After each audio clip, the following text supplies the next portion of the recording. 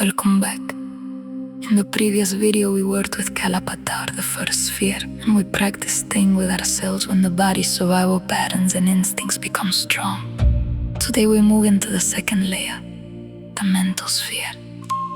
This is the sphere where many people feel most trapped. It is the mind that never stops, the mind that negotiates, compares, worries, plans, judges, anticipates, and overthinks. The mind that creates endless loops of what if, I should have, I need to figure this out, and what will they think of me? Most people live completely identified with this mental activity. They believe that if their mind is racing, then they are racing. They believe that their thoughts define who they are. But this is not true. You can have a very loud, busy, and even painful mind, and still remain yourself. This is what we are going to practice today. In Gnostic tradition, the mind was understood as one of the main instruments through which the soul becomes trapped in illusion.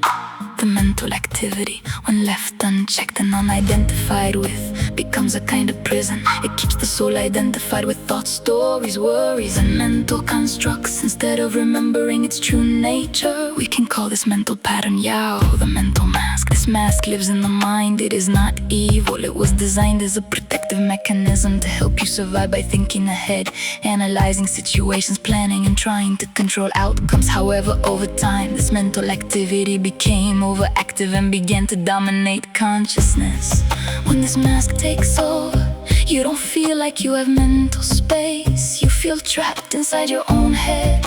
Thoughts come one after another without pause, and it feels almost impossible to find silence or peace. The mind becomes like a noisy room where you cannot hear your own presence. But here is the essential truth. This mask lives inside you. It is a pattern of mental protection that became very strong. And because it lives inside you, you are the only one who can set it free. Let's practice something together. Close your eyes for a moment. Notice what is happening in your mind right now. Maybe there is a thought about something you need to do later. Maybe there is a worry about the future. Maybe there is a judgment about yourself or about someone else. Can you see the thought? Yes. Now ask yourself honestly, do I become this thought, or can I see it while still remaining myself?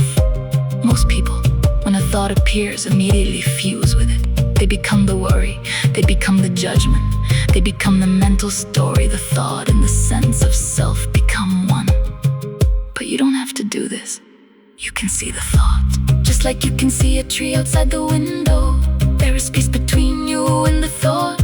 That space is your sky. Every time this mental mask activates, two moments appear. Moment one is automatic. The mind starts racing. Thoughts come faster and faster. You feel the urgent need to analyze, to fix, to understand, to control the outcome, or to prepare for every possible scenario. You don't choose this, it simply happens.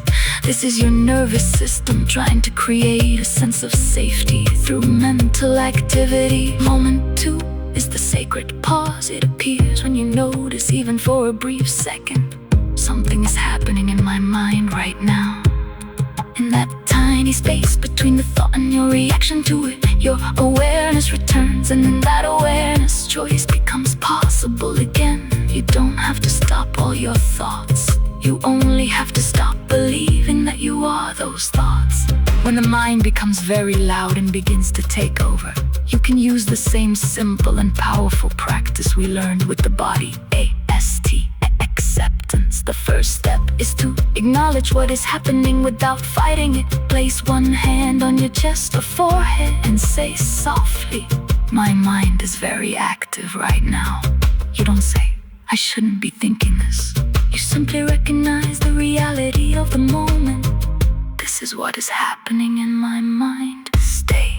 Now comes the most important decision. Instead of getting completely lost in the mental storm or desperately trying to force the thoughts to stop, you choose, I am staying with myself. Even while the thoughts continue to arise, you decide not to abandon yourself inside them. You can say internally, I stay with me.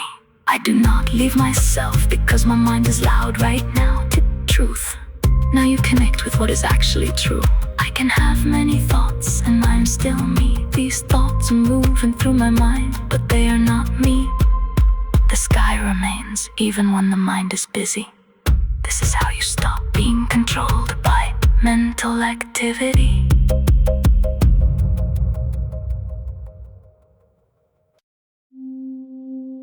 When you begin to practice observing your thoughts instead of becoming them, something very important starts to change in your life. You stop living in constant mental reaction.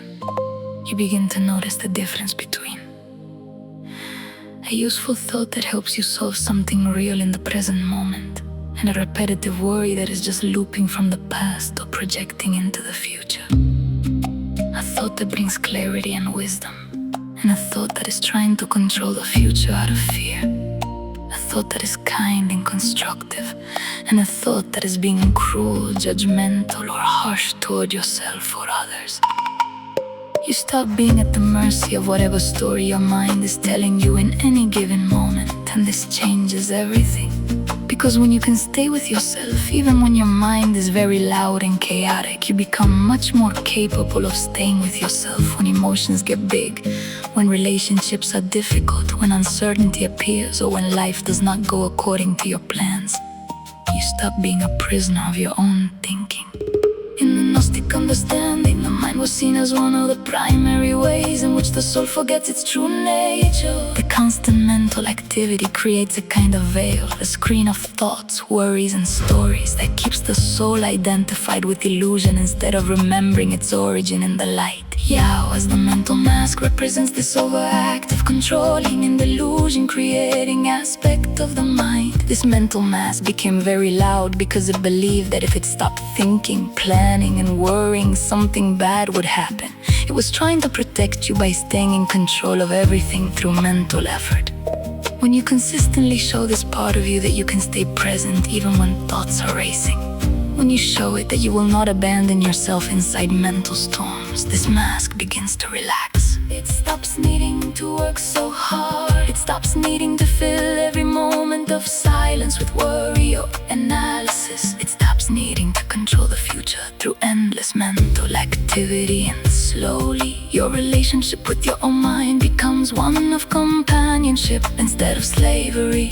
You begin to use your mind when it is truly useful, instead of being used by your mind all the time. There is something even deeper here. For a very long time, humanity was told that we had to keep returning to this reality, to learn, to pay debts, and to evolve through suffering. We were told that endless mental and emotional struggle was part of the path. This was a trap. The only real way to stop repeating the cycle is not to think more, analyze more, understand everything with the mind. It is to learn to stay with yourself, even when the mind is loud, even when thoughts are painful or repetitive, even when you don't have all the answers.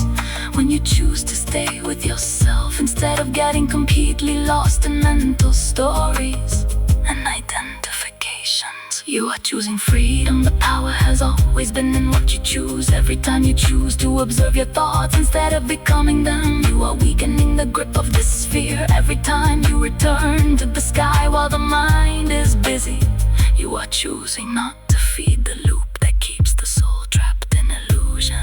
This is only the second sphere, but already something important is becoming clear. True liberation does not come from fighting what is inside you. It comes from learning to stay present with it, without losing yourself. If you want to understand this method more deeply, the book Raising from the I Am is available for free here on YouTube. Place one hand on your chest. Feel your breath. Feel the space that has opened inside you simply by seeing what was once running you. You are not your thoughts, you are the one who can see them. And that changes everything. Feel everything. Stay with yourself. Return when you forget. The golden thread is still here. Thank you for walking with me. If something inside you is remembering, the next step is waiting. My free audiobook, Raising from the I Am, is not just about parenting. It's about the child inside every one of us who still longs to be seen, held, and loved. Click the next video, and let's continue learning how to stay with ourselves.